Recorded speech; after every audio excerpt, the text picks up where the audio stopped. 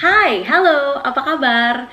Selamat datang di channel Mia Alexa. Nama saya Mia, salam kenal. Saya asli Bandung, tinggal di Montreal, Kanada. Buat kamu yang kebetulan nonton video ini karena mau nikah sama bule, Mia mau bilang dulu congratulations. Untuk kalian yang pengen tahu persyaratan apa aja yang harus disiapin kalau kalian mau nikah dengan bule di luar negeri, tonton video ini sampai selesai. Sebelum kita mulai masuk ke videonya, jangan lupa subscribe dulu dan nyalain loncengnya biar gak ketinggalan video-video lain dari Mia, oke? Mia juga ada di Instagram, follow dong di @miaalexa ya, karena Mia biasanya lebih banyak share instastory sama foto-foto di Instagram.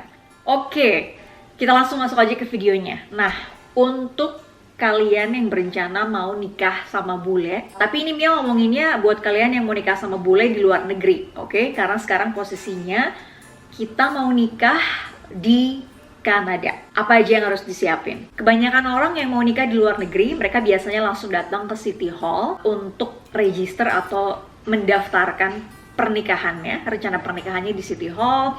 Mereka tentukan tanggal, dan biasanya kalau kita datang langsung ke City Hall, mereka udah urus semuanya. Oke, dan kita akan nikah di City Hall.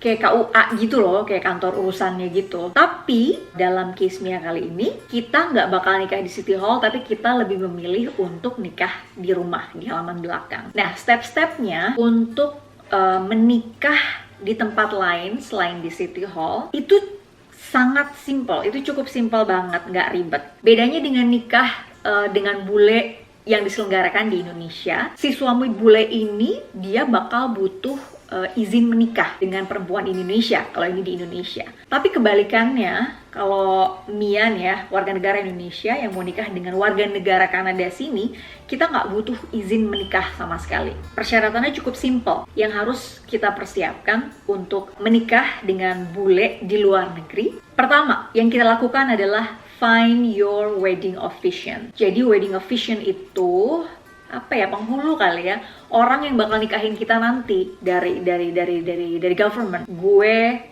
cari informasi untuk wedding officiant di weddingwire.ca, itu nama websitenya. Terus gue nemu orang ini nih, si wedding officiantnya. Gue kirim email dia langsung, tanya untuk pricing dia sama availability-nya. Akhirnya dia available untuk tanggal 10 Juli 2020. Akhirnya kita bikin kontrak sama dia. Untuk pricing-nya, wedding officiant di Kanada yang kita temuin ini, biayanya $455, sekitar 5,5 juta atau sampai 6 juta kali ya. After we made a deal with the wedding officiant, dia terus kasih kita list apa aja yang harus kita persiapkan.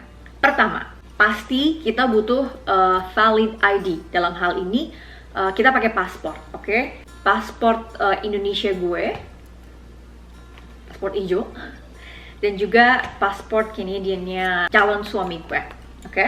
Yang kedua, kita butuh akte kelahiran. Akte kelahiran. Ini akte kelahiran gue. Akte kelahirannya tapi harus yang berbahasa Inggris atau bahasa Perancis karena kita posisinya di Kanada. Kebetulan akta kelahiran di Indonesia kan udah 2 bahasa nih ya. Udah ada bahasa Inggris sama bahasa Indonesia. Jadi dokumen ini nggak perlu di-translate lagi, nggak perlu diterjemahkan lagi.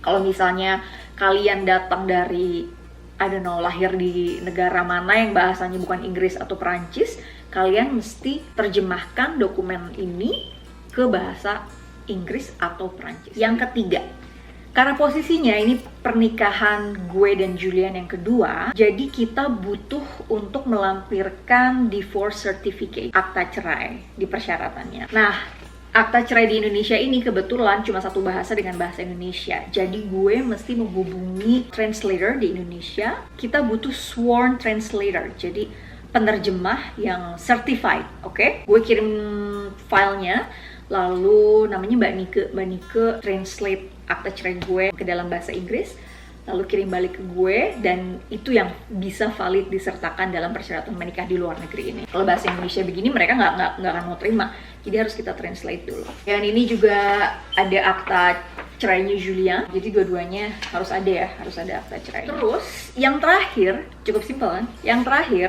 Si wedding officiant ini bakal kirim kita form untuk diisi oleh pengantin. Ini contohnya, this one is for the bride, this one is for the groom. Isinya data-data standar kayak nama, nomor paspor, alamat, nama orang tua, status, alamat yang nanti akan kita tinggali setelah nikah, dan lain-lain. Dan 2 form ini kita harus kasih juga ke wedding officiant. Selain persyaratan yang udah Mia sebutin tadi, kita juga harus menyiapkan 2 orang saksi dari 2 belah pihak. Saksi di sini gak ada syaratnya. Tidak harus warga negara Kanada, tidak harus keluarga, tidak harus laki-laki. Oke? Untuk saksi dari 2 belah pihak kita bisa pakai siapa aja. Bisa teman, tetangga, keluarga. Yang penting dia di atas 18 tahun dan punya valid ID. Cuma itu syaratnya untuk jadi saksi pernikahan di Kanada. Tambahan juga kalau misalnya kalian berniat to do a prenup atau perjanjian pranikah, kalian butuh siapin juga notary. Notarinya kita cari sendiri dan kita ajak sendiri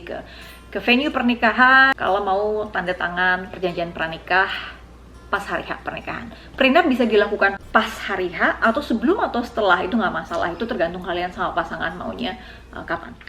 That's all. Nggak seribet kalau kita bawa calon suami bule untuk nikah ke Indonesia. I think it's more simple this way, the other way around. Dan yang paling penting, kalau kamu mau nikah sama bule, you gonna need someone to give you this.